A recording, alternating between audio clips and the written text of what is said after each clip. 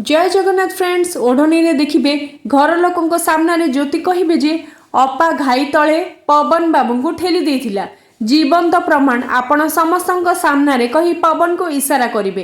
तापरे अंश जयगिरी पवन को कहिबे, पवन मानसीर सब सत कथा घर लोकों सामने कहि दियो, सब सत कथा कहि दियो पवन। हेले पवन कहिबे जे भाउज मिछ कहउछंती, एथिरे मानसींकर किछि भी भूल नाही।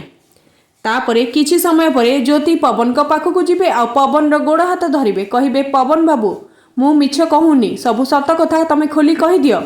अपा जहा जहा करिथिले तम सहित सब सत कथा खोली कहि दियो। हेले पवन किछि भी कहिबेनी, मुह बंद रखिबे।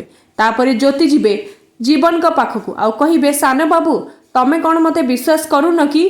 तापरे जीवन कहिबे जे हाँ मु मो स्त्री को विश्वास करछि, मो स्त्री मानसी को विश्वास करछि। तेबे फ्रेंड्स एबे ज्योतिंकर अवस्था कौन हब? ज्योतिंक कथा को किए विश्वास करिबो? एबे पवन कौन पाई सब सत कथा लुचेई की रखुचंती? पवन कौन पाई मानसी को सपोर्ट करूचंती? एते कष्ट पाइला परे भी पवन सब कथा लुचेई की रखुचंती।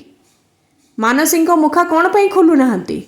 सतरे कौन जीवन मानसी को बाहर कि ज्योति को बाहर? आमको कमेंट माध्यम लिखि जणातु। आग को कौन नुआ ट्विस्ट होइछि जानबा आम चैनल सहित जोड़ी होकर रुहतु आउ देखुतांतु ओढ़नी। फ्रेंड्स आज एपिसोड आपण मानकु भल लगे वीडियोटी को लाइक करने सहित चैनल को सब्सक्राइब करने को आदौ भूलबेनी।